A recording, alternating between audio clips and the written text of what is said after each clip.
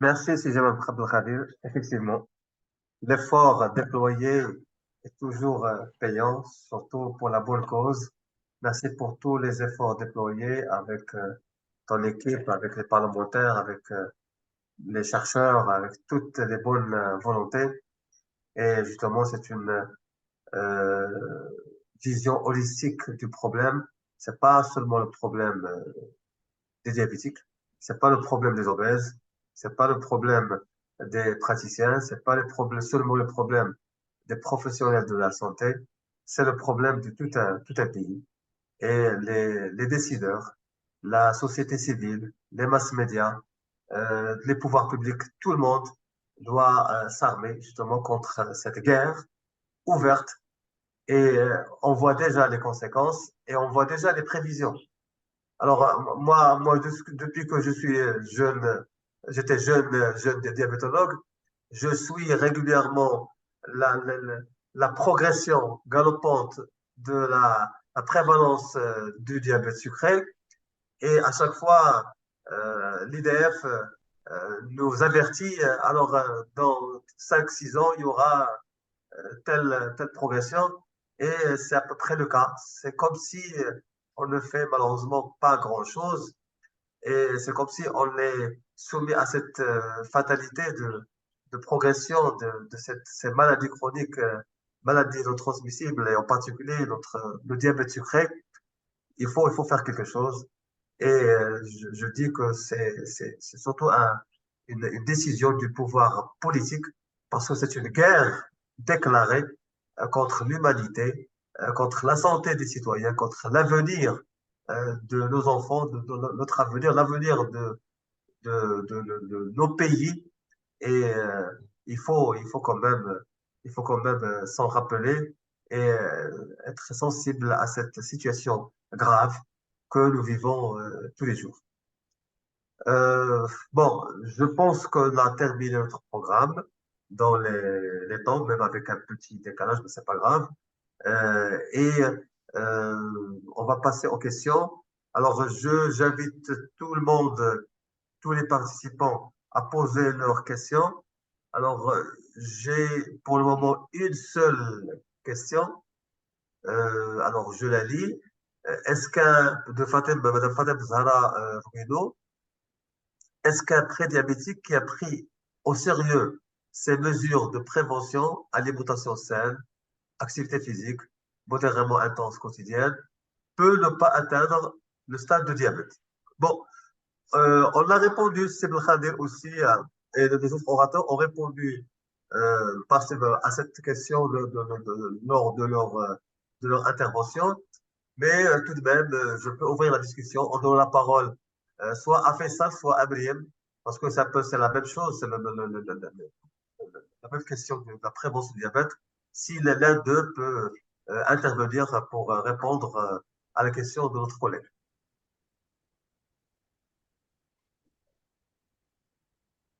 Oui, Briem? Merci beaucoup, professeur Schleiby. Oui. Euh, Concernant cette question, l'intervention sur le mode de vie, activité physique régulière continue, euh, euh, respecter une diététique saine, équilibrée, bien sûr, il peut prévenir le passage au stade de diabète avéré et ça a été clairement démontré par les essais contrôlés randomisés. Il y a eu 3 essais contrôlés randomisés. L'étude américaine, DPP, il y a eu aussi une autre étude finlandaise et une troisième étude chinoise. Et les 3 études ont clairement démontré que ces changements de mode de vie, à condition qu'ils soient accompagnés d'une perte pondérale d'au moins 5 kilos, vont bien sûr réduire l'incidence de diabète, c'est-à-dire sur le plan pratique, ils vont prévenir le passage au stade de diabète avéré, bah, à condition que ce changement soit accompagné d'une perte pondérale d'au moins 5 kilos. Oui, merci beaucoup. En tout Le, cas, notre collègue dit, est-ce qu'il peut ne pas atteindre le stade de diabète? Bon, on ne peut pas garantir à 100%, bien sûr, parce que toutes les études, c'est des études statistiques. la diminution, elle est importante. On a dit que ça elle peut arriver jusqu'à 96% en cas de chirurgie bariatrique à 2 ans. Mais ne pas atteindre, on ne peut pas assurer à 100%. Mais du point de vue statistique, du point de vue prévalence, c'est très payant. Ça diminue justement la prévalence du diabète sucré, cette prévention par les mesures hygiéniques et autres choses dont on a parlé, la prévention et le traitement de l'obésité. Il y a une autre question de Siham et Safri. Bon, une autre question. Là, Oui, c'est des remarques, des encouragements. Très belle session. Bravo à tous les intervenants. Bon, c'est notre collègue cardiologue. Merci beaucoup, notre collègue. Oui, professeur Jaffiol. oui. Et tout d'abord, je voudrais féliciter les intervenants qui ont fait tous une étude très complète de leur sujet. Et je voudrais aussi souligner combien j'ai été impressionné par la conférence terminale de notre président Jamal Belkacir, qui a fait une synthèse parfaite du problème et surtout a montré le rôle déterminant de la Ligue marocaine et auprès des pouvoirs publics et qui était extrêmement important. Ce faisant, j'avais 2 ou 3 remarques à faire. Tout d'abord, à l'exposé de professeur Gondous, il situe le diabète gestationnel dans les facteurs non modifiables. En fait, je crois que c'est pas du tout ça. C'est un facteur très modifiable. Et je voudrais souligner l'importance qu'il y a à agir aussi auprès des gynécologues pour qu'ils pensent avant l'engagement d'une grossesse à faire maigrir les patientes. Ceci est très important et c'est un moyen utile de lutter contre le diabète gestationnel. Il y a aussi dans le déterminisme du diabète gestationnel des mécanismes épigénétiques. Et alors, qui dit mécanisme épigénétique dit non seulement la mère, mais aussi le père. Et si le père est obèse, il faut aussi le faire maigrir, car par des mécanismes génétiques, l'influence de l'obésité paternelle joue sur le fœtus porté par la mère. Voilà une première remarque.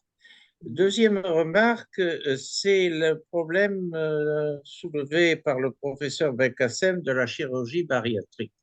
En fait, la chirurgie bariatrique, jusqu'alors, est essentiellement utilisée dans le traitement de l'obésité avec une limite supérieure à 40, mais qui a été abaissée récemment à 35. Et cela permet effectivement d'avoir de bons résultats dans le traitement de l'obésité et le diabète qui disparaît.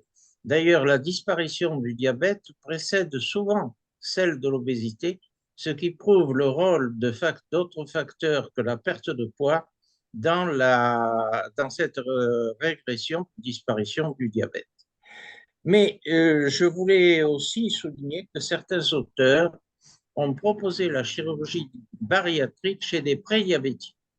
Alors, personnellement, je pense qu'avant d'engager une chirurgie qui est quand même lourde et qui peut avoir des conséquences, il est bien préférable chez les prédiabétiques de recourir à des méthodes de modification du mode de vie, comme cela a été parfaitement expliqué. Enfin, dernière chose, comme je le disais dans mon introduction, euh, les présentations qui ont été faites confirment tout à fait que l'on sait ce qu'il faut faire. On sait ce qu'il faut faire.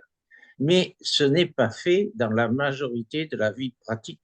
Et les preuves sont tout simplement dans l'étude des courbes de croissance du diabète, qui sont impressionnantes et qui prouvent que s'il y avait une prévention efficace dans la vie pratique, eh bien ces courbes n'existeraient pas avec une telle acuité.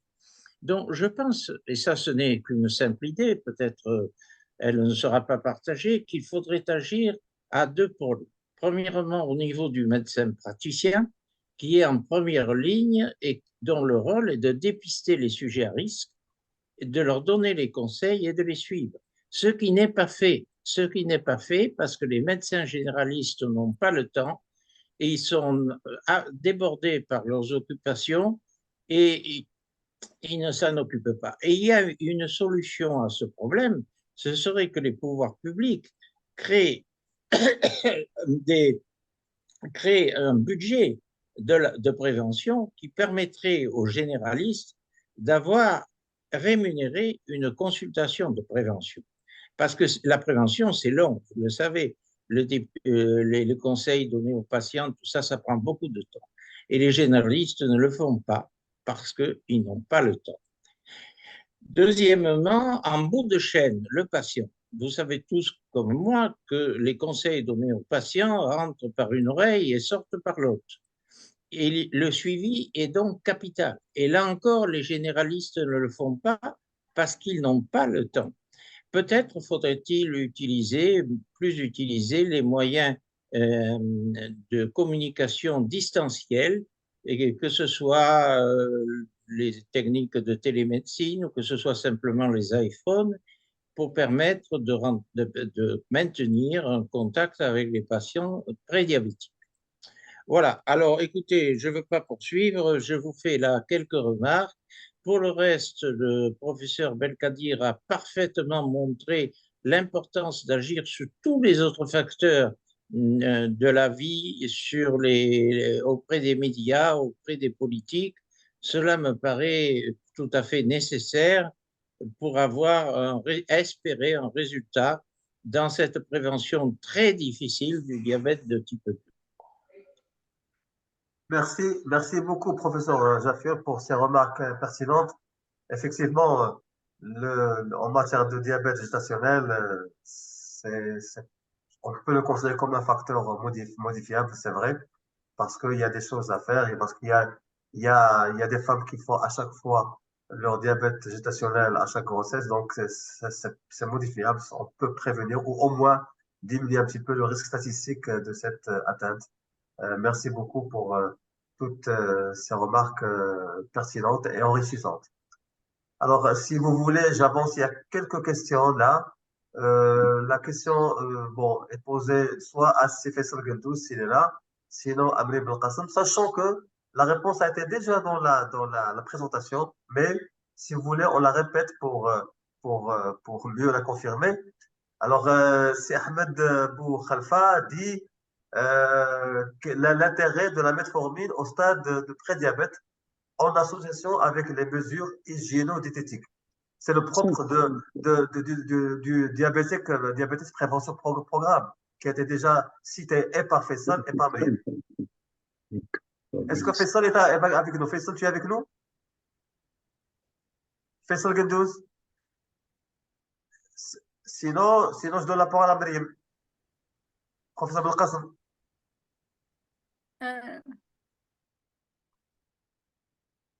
La connexion il coupe, mais j'ai compris. Alors, la question il concerne l'association, l'efficacité de l'association de la metformine avec les mesures régionodiététiques dans la... Bon, ça a été coupé, je pense. Sa connexion est faible. Oui, la connexion faible de Maryam Belkacem. Mais on peut dire que réellement, la metformine demeure un traitement intéressant chez les personnes à risque de devenir diabétiques qui ont des... Allez-y. Maryam Belkacem, tu peux activer ton micro parce que la connexion était instable chez toi. D'accord. Vas-y. D'accord. Alors, oui. Concernant l'association metformine avec style de vie dans la prévention de diabète de type 2, j'ai dit que dans l'étude DPP, il n'a pas été étudié. Ils ont vu l'efficacité des mesures hygiéno-diététiques, l'efficacité dans le deuxième groupe de la metformine seule, et dans le troisième groupe, c'était l'association metformine et style de vie. Non, ça n'a pas été étudié. Et ça aurait été intéressant, c'est vrai, de tester ce quatrième groupe qui n'a pas été étudié. Très bien, on a compris, même si c'était entrecoupé, c'est pas grave. Et il faut ajouter à ces Shraibi oui. qu'il est très important de rappeler que la lutte contre le diabète, contre les MNT, contre l'obésité est un énorme problème de santé publique. Donc, et le meilleur moyen, c'est de mettre en place des programmes de modification du style de vie qui sont beaucoup moins coûteux que d'envisager des médications très chères, des médications de dernière génération qui sont utilisées maintenant dans les obésités extrêmes, dans les obésités importantes, lorsqu'il y a une morbidité, en particulier dans les pays européens et aux États-Unis. Donc, dans notre contexte, il faut privilégier l'approche hygiène de vie, et comme l'a si bien souligné le professeur Jaffiol, le rôle des médecins, le rôle des professionnels de santé, le rôle des infirmiers est essentiel dans la sensibilisation, pas uniquement des diabétiques qui viennent dans les cabinets, mais de l'entourage des diabétiques. Quand une patiente diabétique arrive avec son fils, sa fille, ses cousins, il faut rappeler à ces personnes, surtout quand ils sont en excès pondéral déjà, de leur dire attention, vous risquez le diabète. Donc, faites attention, pensez au diabète et luttez dès à présent parce que c'est un problème aujourd'hui de société. Il y va de l'avenir de notre pays. Il suffit que vous regardiez ce qui se passe pendant l'été sur les plages pour voir les obèses et l'obésité des enfants qui est très importante et qui est un mauvais signe pour la suite et pour l'avenir. Merci beaucoup, c'est Abdelkader. Alors, si vous voulez, je vais poursuivre ces séries de questions. Il y a encore autres intervenants, je pense, sont tous des médecins. Il y a docteur Mouzoni qui veut parler. ما كاين حتى مشكل هي الاولى تفضل فاطمه زهره. Salam alaikum. عليكم السلام ورحمه الله. Alors, c'est juste pour... d'abord, je voudrais remercier professeur Belkhadir pour son invitation et aussi la pertinence du choix de la thématique parce que la prévention, autant ce mot est facile à écrire et à prononcer, autant c'est facile à mettre en œuvre. Pour le diabète, toutes les présentations ont relaté tous les arguments en faveur aujourd'hui pour la mise en place de mesures de prévention, mais il faudrait aussi rappeler à l'honorable assistance que la prévention dépend des niveaux. La prévention primaire, la prévention secondaire et la prévention tertiaire. Autant notre pays a fait énormément de choses en matière de prévention secondaire, notamment par la mise en place de programmes de dépistage et de diagnostic de la maladie pour justement prendre très précocement la maladie, la prendre en charge. Aussi beaucoup d'efforts en matière de prévention tertiaire, notamment par le traitement, et professeur Belkhadir a parlé des efforts qui sont déployés par le ministère de la Santé, par les autres partenaires pour la mise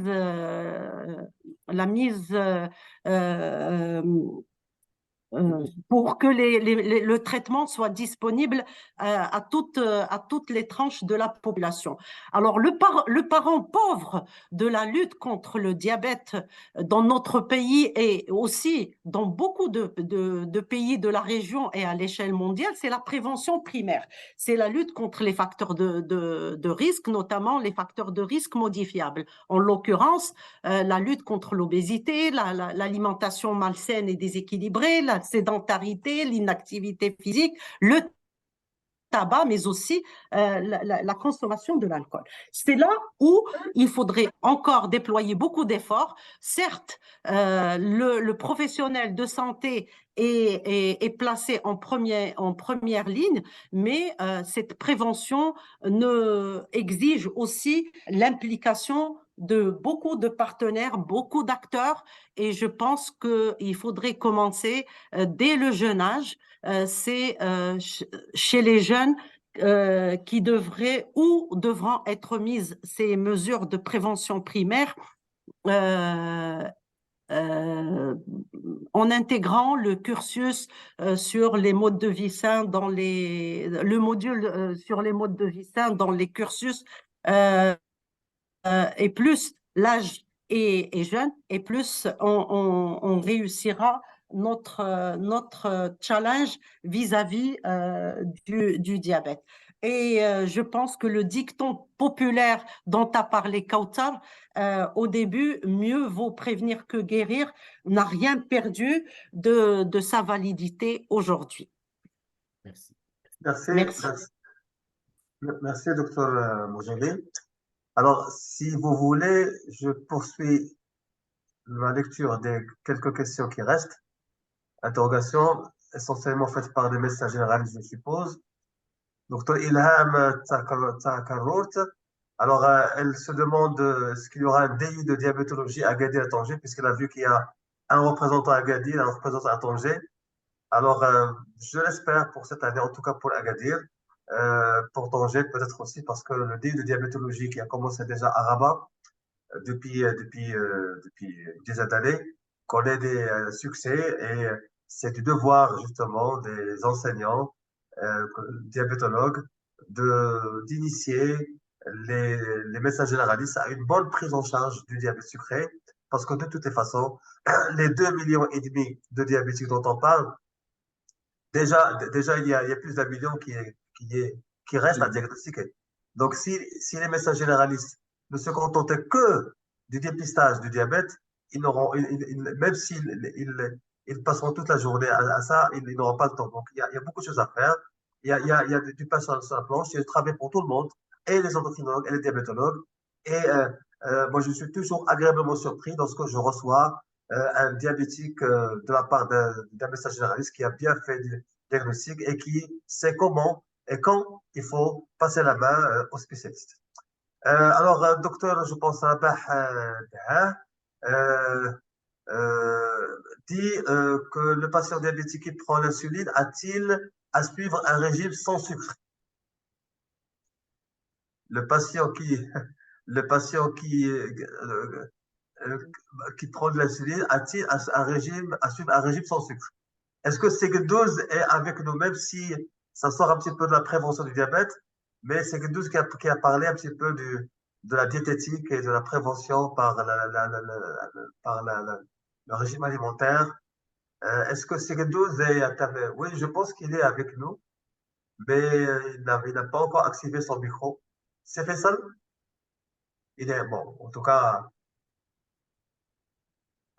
Bon, en tout cas, de toutes les façons, le modérateur se doit d'intervenir lorsqu'il y a un problème au niveau de connexion pour un orateur donné.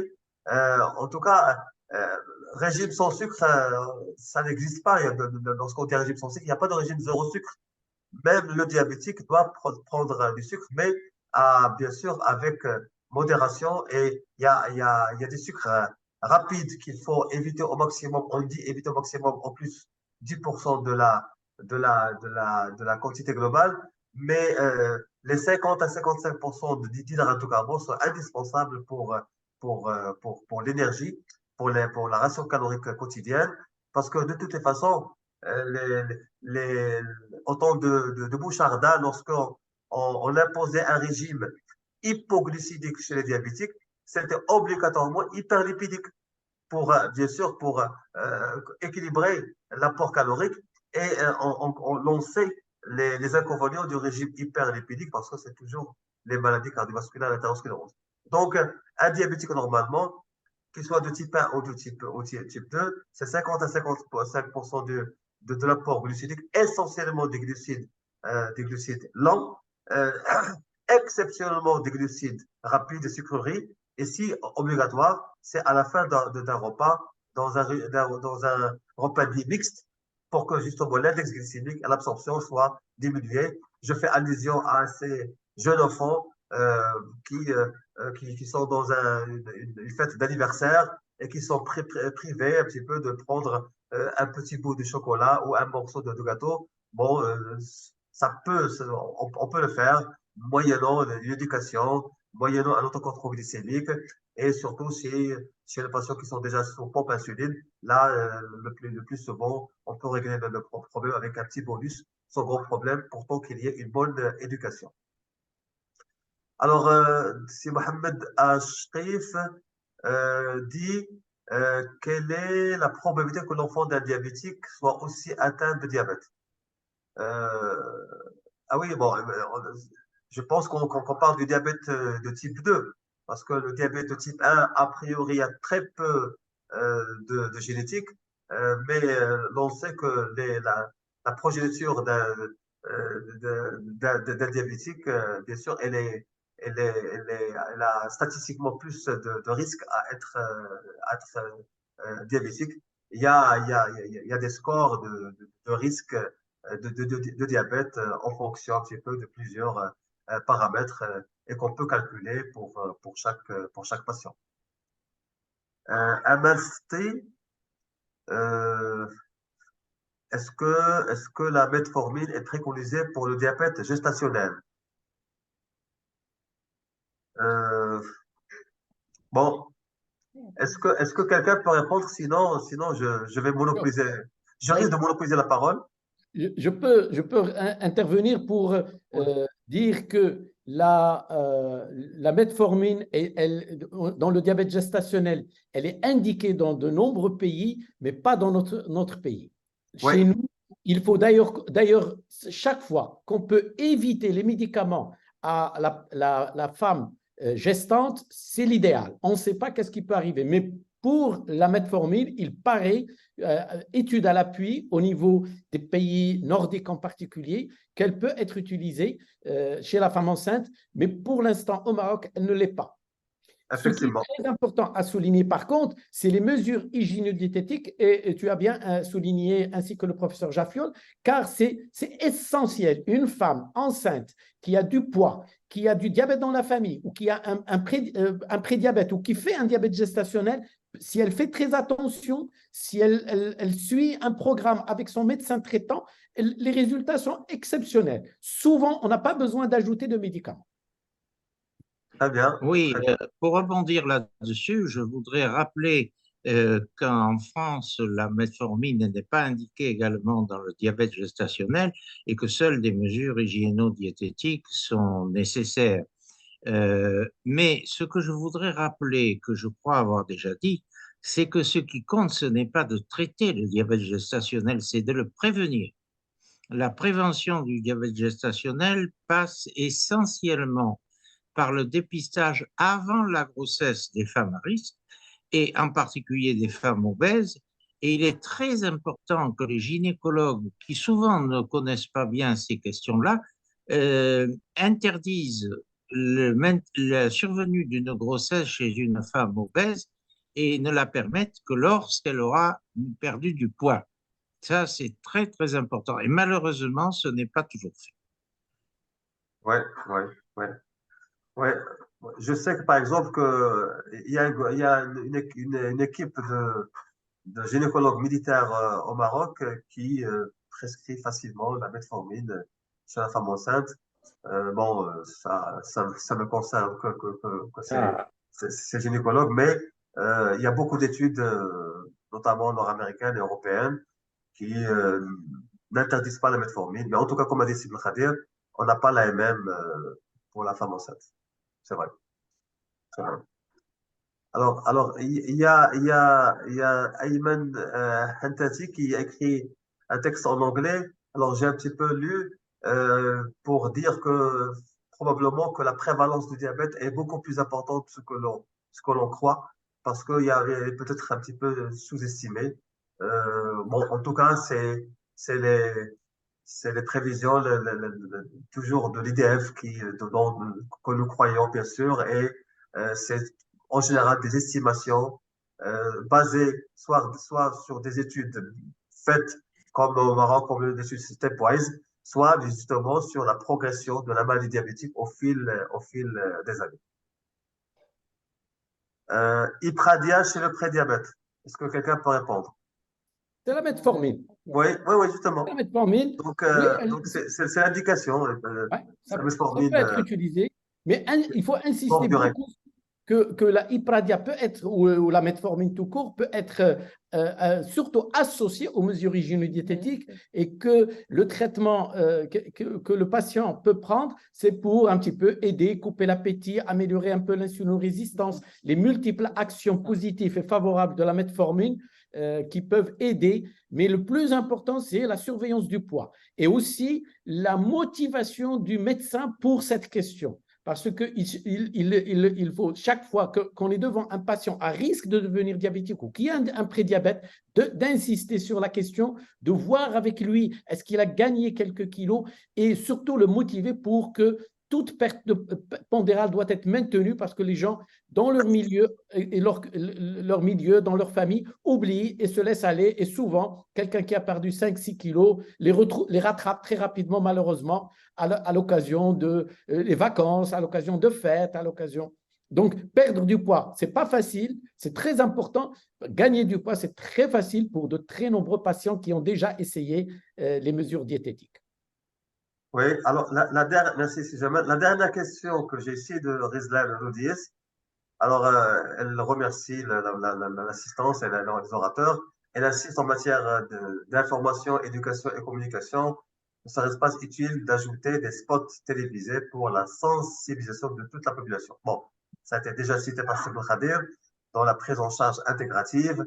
Alors, moi, ça me donne la perche pour donner aussi quelques réflexions que j'ai eues en écoutant ces différentes communications pour dire l'importance des masses médias. Mais là, il faut dire malheureusement, qu'on est devant un lobbying important parce que, bon, on voit les chaînes télévisées nationales, internationales, on voit beaucoup d'advertisement, de la publicité, mais la publicité, elle est payante. Et beaucoup de chaînes télévisées ou de chaînes radio vivent de cette publicité parce que les sponsors payent. Mais malheureusement, la publicité de faire le sport ou de devoir un régime sain n'est pas payante. Qui va payer ça? C'est le ministère de la Santé qui va payer, c'est l'État qui va payer. C'est pour cela le professeur Jaffiol a dit qu'il faut justement allouer un budget spécial pour la prévention et ainsi de suite. Parce que y a deux poids de mesure. On est envahi par la publicité le plus souvent mensongère de ces produits qui sont nuisibles pour la santé, mais ça rapporte de l'argent pour ces chaînes radio et télévisées qui vivent de ça et qui survivent de ça, qui ne peuvent vivre que par ça. Sinon ils ne peuvent pas subsister. Donc, le seul moyen, justement, c'est de faire le contrepoids. Le contrepoids, même si on n'arriverait pas jamais à équilibrer la balance, parce que les budgets alloués à la publicité, par exemple, de McDonald's, et je peux me permettre de citer, et de Coca-Cola sont peut-être plus supérieurs au budget, au PIB du Maroc. Et donc, on essaiera au moins de diminuer ces risques par, par des publicités, disons, sincères et sûres et médicales et qui sont données par des autorités scientifiques importantes qu'on peut croire et peut-être qu'on peut un petit peu équilibrer la chose malheureusement. Mais justement, c'est un mal inévitable, mais qu'il faut équilibrer. Tout à l'heure, Gendouz a parlé du MAC diabète. Moi j'ai toujours parlé, il y a des nutritionnistes et les diabétologues nutritionnistes français, il y a une quarantaine d'années, lorsqu'ils ont commencé à être envahis par l'occidentalisation alimentaire de l'oncle Sam, ils ont introduit deux termes que je répète depuis que j'étais jeune diabétologue et je répète à chaque fois que j'ai la possibilité de le faire, c'est la MAC domination et c'est la Coca colonisation. Et justement, bon, là, on le vit avec ces produits assimilés. C'est pas que le mac et le coca, il y a tous les produits sucrés. Et merci encore, si Jamel Belkhadir, pour la taxation de ces produits. Et j'espère que ça va être payant à partir de 2023. Payant, c'est-à-dire on voit les bonnes conséquences sur la santé des citoyens parce qu'il faut du temps pour que il faut aussi sensibiliser la population marocaine pour cette taxation des produits, pour qu'ils sachent justement cette taxation. Bien sûr, ils le voient sur les hypermarchés et tout, mais il faut aussi une sensibilisation pour que toute la population sache que l'autorité scientifique et que aussi l'État a fait un grand bond avec BOND, mais c'est bon aussi pour la promotion de la santé de la population. Alors, si j'ai encore 1 ou 2 minutes, si jamais, Oui, euh, bien sûr. je peux dire que effectivement, cette arme de publicité, si par exemple au Maroc, Dieu merci, on n'a pas de publicité pour le tabac et pour l'alcool, mais malheureusement, on a des publicités pour d'autres produits avec une publicité mensongère. Et là, c'est tout un équilibre qu'il faut faire parce que c'est un équilibre économique. C'est un équilibre comme je dis, il s'agit de survie de certaines chaînes radio et télévisées. Et tout ça, la régulation doit être faite par l'État et par les décideurs. J'insiste aussi sur le rôle de l'association les associations des diabétiques, les associations, les vraies associations comme la Ligue marocaine de lutte contre le diabète, c'est important. Et je dois aussi te dire que, et ça a été cité par Sigel 12, il ne faut pas se soumettre à cette fatalité de l'augmentation. C'est comme si on est passif. On est passif et on voit un petit peu défiler devant nous les chiffres de l'IDF et d'autres sur les prévisions de la prévalence du diabète et on dit que bon, dans 5 ans, la prévalence sera ça. Mais dans 5 ans, la prévalence sera ça si on ne fait rien du tout. Mais il faut avoir comme but de ne pas arriver justement à ça. Et ça a été cité tout à l'heure par Sibel Khadir, le plan national de lutte contre le diabète et l'obésité du ministère à l'horizon 2025, c'est justement de diminuer un petit peu l'inactivité, le pourcentage d'inactivité physique, et un petit peu certains paramètres modifiables qui, qui peuvent avoir des bienfaits sur la réduction du diabète, mais aussi sur la réduction des maladies cardiovasculaires et des maladies non transmissibles en général. Il y a aussi, ça a été cité, l'éducation à l'école, et parce que ce sont nos enfants qui nous poussent à aller au niveau de ces fameux restaurants qui sont maintenant très, très connus, malheureusement. Et il faut qu'il y ait quand même une certaine éducation diététique, comme c'est fait ailleurs. Et ça a été cité par Sébastien Khadir, l'intervention le rôle du ministère de l'Éducation nationale et de la jeunesse. D'ailleurs, au Maroc, on a le même ministère qui s'occupe de l'éducation nationale et de la jeunesse et du sport. C'est un seul ministère actuellement.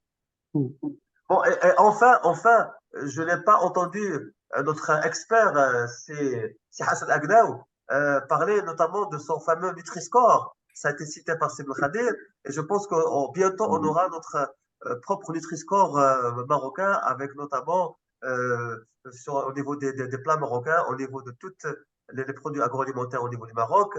Et c'est une bonne chose d'avoir ça. Au moins, c'est visible, c'est du A, B, C, D, E, c'est de l'arabie, comme je dis, Abajid, Hawazil, ainsi de suite. Et c'est mieux que les petites étiquettes tout petites, à peine lisibles, sur les kilojoules, kilocalories, non compris, alors qu'on écrit en grand 0% calories ou light pour la publicité mensongère.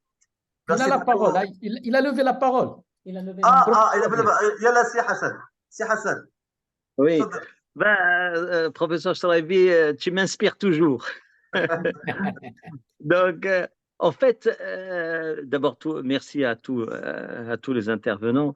Moi, je voudrais partager avec vous. Je peux prendre 1 minute ou 2 minutes? C'est possible? 3 minutes. Il y a 3 minutes. Non, en fait, je voudrais partager avec vous je sais pas, une réflexion ou une synthèse.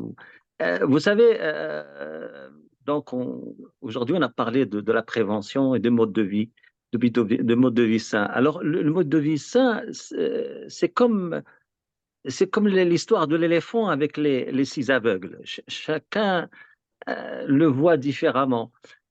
Bon, nous savons tous que pour le mode de vie sain, donc il faut éviter de consommer les breuvages secrets, les aliments transformés, éviter le tabagisme et bien sûr et puis faire de l'activité physique. Alors, moi, ma réflexion aussi, ou bien ce que je propose, c'est comme aujourd'hui, si on peut faire des journées comme aujourd'hui, c'est-à-dire par exemple faire une journée à des séminaires, c'est-à-dire diabète et sucre, diabète et activité physique, diabète et tabagisme, diabète et aliments transformés, diabète et acides gras trans, diabète et obésité, diabète et nutrigénomique. Je prends par exemple, c'est juste pour l'histoire des messages, pour que les messages soient clairs pour tout le monde. C'est pour ça que j'ai parlé tout à l'heure de l'éléphant avec les 6 aveugles. Alors, si on, par exemple, mon objectif, c'est de faire ressortir des messages forts. C'est-à-dire, à la fin de la journée, le commun des mortels aurait compris un message. Je prends par exemple, au Maroc, vous le savez, on consomme pratiquement 104 grammes de sucre par personne, hein. Et vous savez que l'habitude est une deuxième nature. C'est difficile de faire changer les habitudes des gens. Mais les sensibiliser, c'est à eux-mêmes de changer leurs habitudes. Et je prends cet exemple. Il faut, comment on dit, il faut viser la Lune. Si on la rate, qu'est-ce qui peut nous arriver? C'est de tomber dans les étoiles. C'est pour ça qu'il faut des messages forts. Par exemple, il faut partir du principe de bannir le sucre, je précise bien, professeur Schreiber, sucre ajouté. Il faut le message fort, il faut partir du principe de bannir, carrément bannir le sucre ajouté de son alimentation. Ainsi, on peut espérer diminuer sa consommation. Parce que si on part du principe de message de réduire sa consommation de sucre, c'est un peu difficile. Je prends l'exemple du thé sans sucre, que les gens aussi jeunes que moi, et toi, professeur Schreiber, et nous tous là, vous savez, il y a 30 ans peut-être, ou 40 ans, il était inconcevable c'est-à-dire qu'on vous serve du thé sans sucre. Alors que maintenant, c'est monnaie courante. On vous demande est-ce que vous voulez du thé avec sucre ou sans sucre. Ce qui veut dire, et on est habitué à des gens qui sont incapables, ils ne sont pas diabétiques, mais ils ne veulent plus boire du café ou du thé avec du sucre. Pourquoi? Par exemple, les messages suivants, c'est-à-dire que nos cellules gustatives, ça on l'a démontré, ils sont dotés d'une capacité unique. C'est celle de régénérer continuellement, de se régénérer continuellement tous les 10 et 15 jours. Donc, je ne sais pas qui a parlé de la mémoire tout à l'heure, je ne sais pas si c'est toi. C'est moi. Voilà. Alors, le cerveau, il mémorise. Et si vous tenez 9 mois sans prendre de sucre ajouté ou sans sucre ajouté, ou du moins, si vous diminuez réellement votre consommation de sucre, le cerveau le mémorise. Et donc, justement, via les papilles gustatives, il détermine le seuil de sucre, la perception c'est-à-dire de ce trop de sucre. Et des études ont montré qu'il y a un non-retour de 78%. C'est-à-dire que vous dépassez le cap de 9 mois, ça y est, c'est gagné. C'est pour ça que je voulais parler de ces messages forts. Il faudrait que dans nos séminaires, c'est-à-dire qu'on décortique, voilà, diabète et tabagisme, on en parle une journée et puis on sort avec un message très fort et que le commun des mortels peut comprendre. Parce que le mode de vie sain, comme j'ai dit tout à l'heure avec les six aveugles, pour le commun des mortels, je ne parle pas de vous, ça peut être un trop-plein. Voilà, merci. Je sais pas, je voulais partager cette analyse avec vous. Merci, Hassan. Alors, à toi la parole, si Jamal, peut-être pour la conclusion. Oui, merci beaucoup, cher ami professeur Schreiber, pour cette belle modération. Merci à tous les modérateurs, les speakers et les conférenciers. Et à notre ami ici présent, le professeur Hassan Agnaou, parce que si on lui a donné la parole aussi, il peut parler beaucoup des études réalisées dans son laboratoire et à l'université Ibn Tufayl concernant le goût sucré et l'adaptation des Marocains avec la réduction et du goût sucré et du sel et du gras. Chers amis, au terme de cette journée consacrée à la prévention du diabète, organisée dans le cadre de la préparation de la journée mondiale qui aura lieu en novembre prochain, nous espérons que cette session a été d'un apport utile permettant de mieux promouvoir la prévention du diabète et tout particulièrement chez les personnes à risque. Un grand merci aux conférenciers, aux panélistes et aux modérateurs pour la qualité de leurs interventions et bien sûr sans omettre la participation active de l'assistance. Merci encore une fois à toutes les personnes qui se sont impliquées dans l'organisation et qui nous fournissent cette occasion pour nous revoir en virtuel et souhaitant dans un avenir proche en présentiel. Avant de terminer, je voudrais préciser, et comme de coutume, tous les participants recevront par mail leur attestation de présence. De même, toutes les conférences de cette journée seront disponibles dans les jours qui viennent sur le site de la Ligue marocaine de lutte contre le diabète, www.lmlcd.com. Très bonne soirée et à très bientôt.